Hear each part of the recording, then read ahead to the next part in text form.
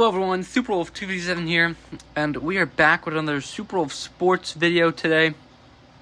And this is going to be a season recap, and I'm here with the great Cletus, commentator, analyst. Cletus, how are you doing today? Howdy y'all, I'm doing pretty good. Thank you for asking, Mr. Super Wolf. And I am just so excited to bring you guys what's been going on with the season, because it's been a good one so far. And I'm going to give you guys my input as a professional analyst for wiffle ball and for this league, because I just love the sport so much. Alright, I say we get right into it, Cletus. I think we just hop right into the standings and where the teams are currently at. And of course, as you guys know, if you watched the previous video of meeting the teams, you know there's a red league and a blue league, and then there's A and B divisions in each. But yeah, I think let's just check out these standings now, put it up on the screen. Alright, not to cut you off here, Super Wolf, but I say we make this a little bit bigger and go full screen here. We don't need a CR anymore. We can talk over the picture of it. Yeah, this is great. So, as you guys can see here, we have the Granite leading the way in the red A division. And we have the Horseshoes leading it in the red B division. And then going into the blue, we have, of course, the Ember leading it in the blue A division. The Haste leading it in the blue B division. Super Wolf, want to take over from here? Yes, I would love to take over here, Cletus. So the Granite standing alone here on top of the red A at 5-1 with a plus 14 run differential. The Sea Dogs and Hoopers at 1-5 each, but Sea Dogs have a much better run differential at negative 17 as opposed to the negative 28 of the Hoopers. Yeah, them Hoopers have been shooting and missing as of lately and have not been playing very well, in my personal opinion. Alright, heading into the red B division now, we got the Horseshoes heading up top at 5-1 with a plus 20 run differential. Alley Cats at 3-3 at plus 3 run differential. Ants at 3-3 as well and a negative 13. Looks like we got ourselves a pretty tight race over here, Cletus. What do you think? Yes, I would agree. This is a very tight race between the Alley Cats and Ants. Two pretty similarly talented teams. And I just think that this could be something I look forward to towards the end and stretch of this season. And the playoffs could be shaken up a little bit, depending on the wins and losses that these teams pick up. Thank you, Cletus, for that input. Moving on to the blue A division now, we got Ember 5-1 plus 12. Wave 4-2 plus 26. Very good run differential there. The best in the league. Turtles 1-5 negative 17. So this one's pretty clear. But the Wave and the Ember are two very close teams, and these two are going to be battling out down the stretch to try and secure that bye for the playoffs. 122% there, Super Wolf.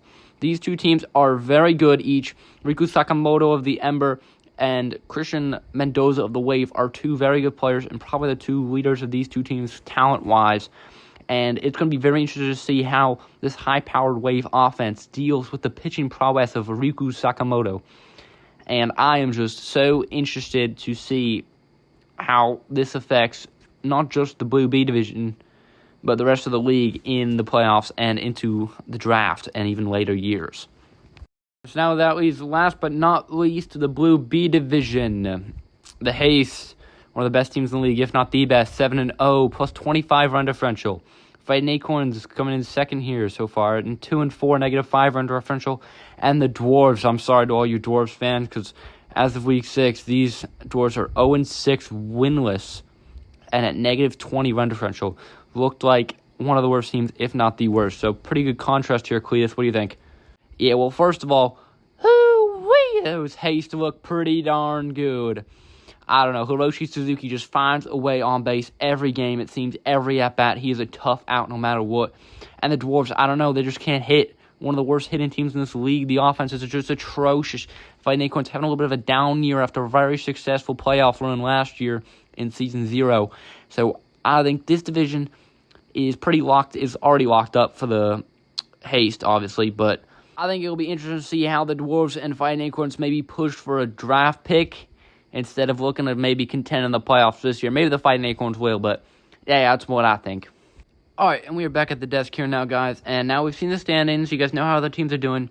I think we just check out the power rankings now. The teams, let's pull that up right now. Thank you very much. Don't we all, Cletus? Do you want to do the power rankings? Oh, I would love nothing more, Mr. Wolf. Thank you very much.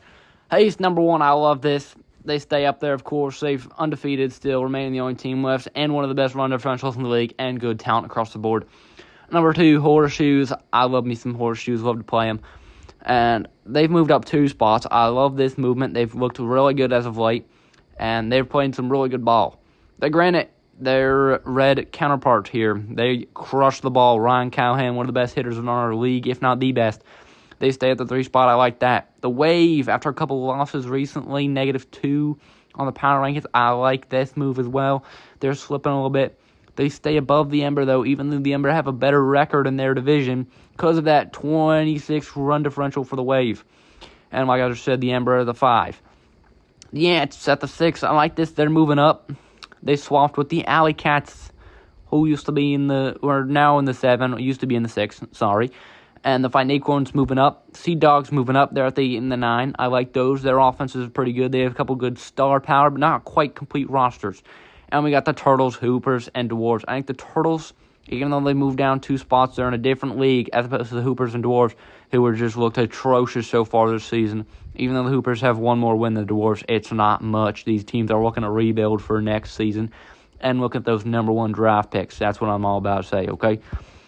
But yeah, I think this is a really good power ranking. I wouldn't change a thing. I think our analysts did a great job here. Cletus, I could not agree more. I think this is a great power ranking. I wouldn't change a thing. And you already mentioned some of the best players, like Ryan Callahan. I think we should check out the top 10 players right now. Let's get right into it. I'll let you take this one, Mr. Wolf. I know you're really passionate about some of these players, so go ahead, explain it for us. Thank you, Cletus. So, number 1 overall here for the Week 6 top 10 players, I've got the outfielder, Ryan Callahan. He has been tearing the cover off the ball. Every single one of his hits has been home runs. He leads the league in home runs. He's like top 3 in batting average. He leads the league in RBIs, and he leads the league in slugging and OPS. This is a clear-cut number 1. As well as he plays decent defense, too. Now, if we're talking about defense, however, though, we need to bring up number 2 here, Jimmy Palmer, another outfielder for the Horseshoes. So we see these top teams, they have top players. He's got a very good average as well. He can hit for power, and he's got good RBIs as well. But his defense, he's the favorite for the Gold Glove here in the red division. Then we talked about, you mentioned him already, Hiroshi Suzuki, the 3rd best player in the league. He is a second baseman for the Haste, and he just gets on base. He has over a 900 batting average. The RBI and the slugging numbers and the home runs aren't quite there, but I think if he can just start getting some backspin and driving the ball, we could see some balls go over the fence. And his teammate, Jackson Ellison, the pitcher, one of the best pitchers in this league. He can also hit, the 4th best player in the league. He is one of the best ERAs and one of the best that's hits per innings pitched, ERAs, earned runs average. So how many runs do you give up? And another pitcher here, Christian Mitchell, he gives him a good run for his money. He might even be a better hitter and is a very similar player. His team's a little bit worse. Average is a little bit worse, but like I said, they're very comparable to each other. Now, a sleeper. Many of these people don't know about Tyler Scott and what he does for the Sea Dogs as their captain. But he can hit the ball far, let me tell you. He gets a hold of one. He's just as good as Ryan Callahan. He's got good home run numbers, good RBI numbers, good average, almost hitting 700. And now, if we're talking about 6, we need to talk about 7. We got Kyle Mendoza of the Wave. That's 2 Wave players now. We've got 2 Haste players. And we're talking about the 3rd team who has 2 players also. He's hitting just below 700. He's got good home runs like all these guys do. You know, you got to see good players in this league. They hit for the long ball and they have good average. He also brings in a decent amount of RBIs and has good slugging and OPS numbers. Brandon Fields is next. He was an unofficial MVP of Season 0. He's another outfielder. A lot of outfielders on this one. He comes in at the 8th spot. He has a slow start to this season, but he's really picked it up as of late, starting to get his home run numbers back up, which is he's known for. His average is about 650, which is pretty good. He's got good RBI numbers, runs batted in, and his slugging and OPS is above average as well, I'd say. Number 9, a fan favorite, Riku Sakamoto, a pitcher as well. His teammate Brock Chandler's right below him, but Riku Sakamoto, another one of the best pitchers in this league. He's got great stuff, a little bit worse hitter than the other 2 pitchers, which is why he's a little bit lower. But you cannot argue with his pitching prowess, let me tell you. He's the reason why the Ember are doing so well. And Brock Chandler, another sneaky player. He can hit for the long ball if he gets a hold of one. A little bit of a lower average, but he's going to sneak into this number 10 spot. We're not going to get into it too much here, but if you want to look at some of the other stats for the players, you can find the full stat sheet in my bio. Just click on the first link, I believe it is, to the wiffle ball stats, and you can find stats for the teams and all the players, as well as some of the All-Star Game stats and other things as well. Now, I think there's just one thing left to talk about, Cletus. Do you know what it is? Oh, boy, do I. Mr. Superwolf, I know exactly what you're talking about, and I'm hyped for it. Of course, we're talking about the playoffs. Now, I'll explain a little bit about it, if you don't mind, Mr. Superwolf. Go right ahead, Cletus. The playoffs, essentially, everyone makes it because we want excitement. We want underdogs, you know what I'm saying? But the top teams from each division, so like the Granite and the Horseshoes will each get buys, and then they'll play the winners of the wild card rounds. And then once the winners of the wild cards are determined, they will then go play the teams who got the buys in the divisional.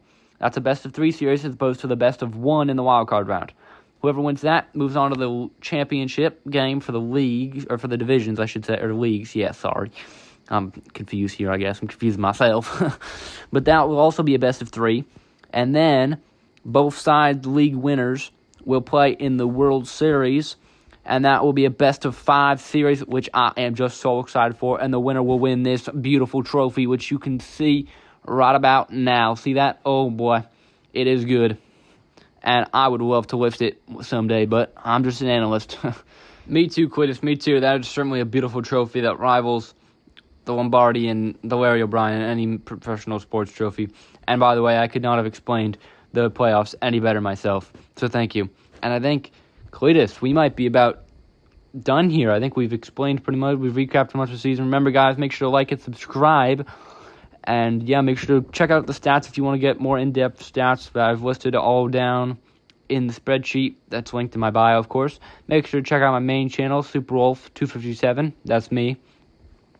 And, yeah, thank you so much, guys. Hope you guys enjoyed. Like and subscribe. And goodbye. See y'all on the next one.